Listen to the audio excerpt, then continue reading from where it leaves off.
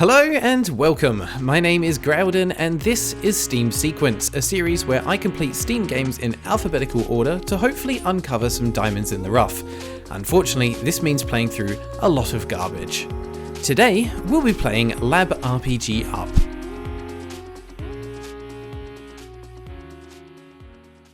Right, first things first, this is going to be a short episode. You'll understand why very shortly.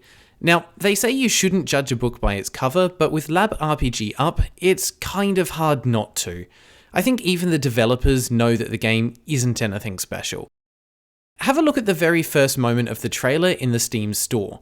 It shows the main menu, which looks like it was drawn in Paint, which in itself is very weird considering that Paint has a text tool. Also, the trailer was filmed using Bandicam, which is very reminiscent of the early 2010 gaming videos, specifically RuneScape videos with heavy metal playing over it.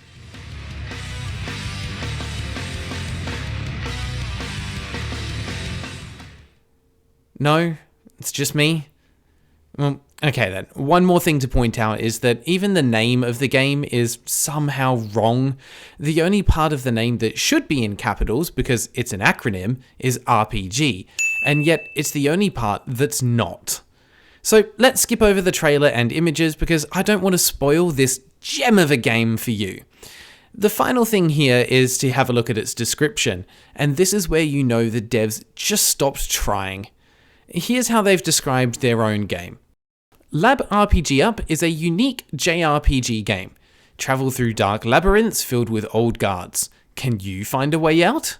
Features: 4 varied levels, convenient operation, low system requirements, low price. Convenient operation? What does that even mean? Is it going to teach me how to be a surgeon so that I can operate whenever I want? Look, when there is only one actual game feature listed, you know you're going to be in for a treat. You can tell they were just grasping at straws when writing this. Right then, let's pay the frankly overpriced $1.19 entry fee and install, oh wow, only 5 megabytes. That's either a very good or very bad sign. For perspective, the entirety of the original Super Mario Bros. Fits into 40 kilobytes. Heck, even the entirety of Super Mario All-Stars with Super Mario World is less than 2 megabytes in size.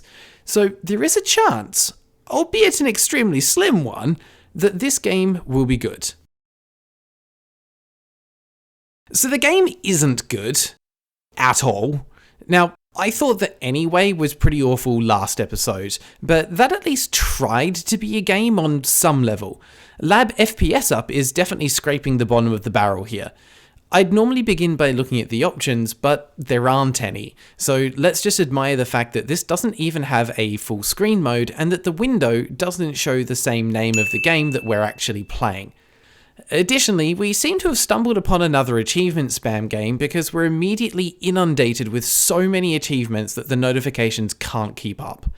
These do stop when we get into the actual game, which is a bit odd. It almost feels like the game doesn't want to be played. Achievements are meant to be a reward for progression or for completing challenging tasks. Here, it appears that the game will reward you for not playing.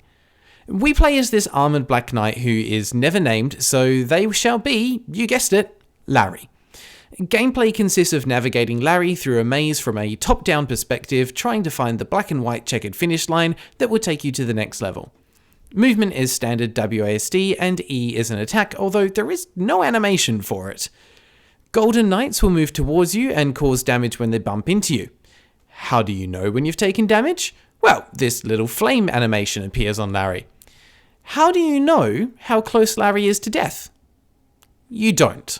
There isn't a health bar or a UI of any description, so it's a complete guess as to how many more hits Larry can take before he just keels over and dies.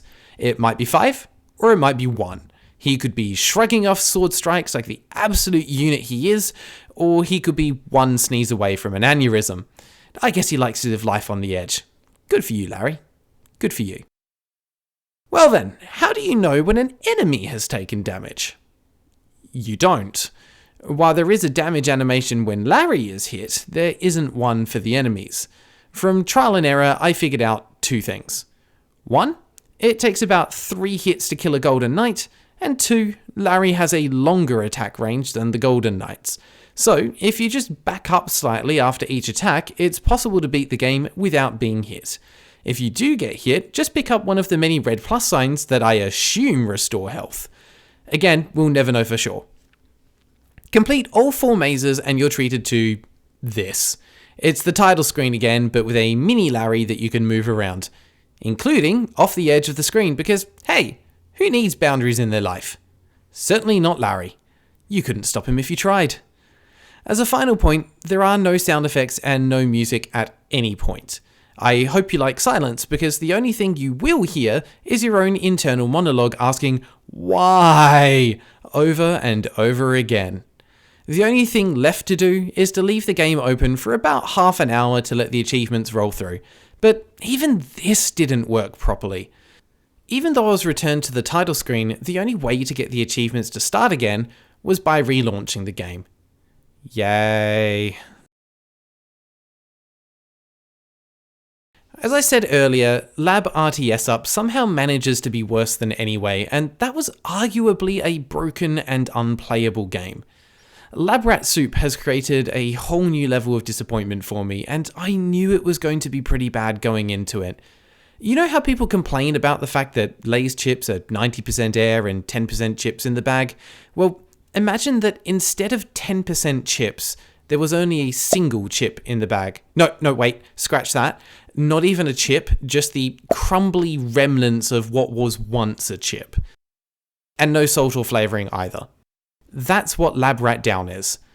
Add on to that the achievement experience, which in this analogy is having to wait 30 minutes before you can open your bag of flavourless disappointment. And for that reason, I give Lab free-to-play MMORPG watching the paint dry in the rain. Out of 10. As always, thanks for watching. I hope you enjoyed this episode. If you did, please leave a like to appease the YouTube gods. If you want to see more, make sure to subscribe. And until next time, have a lovely day and take care.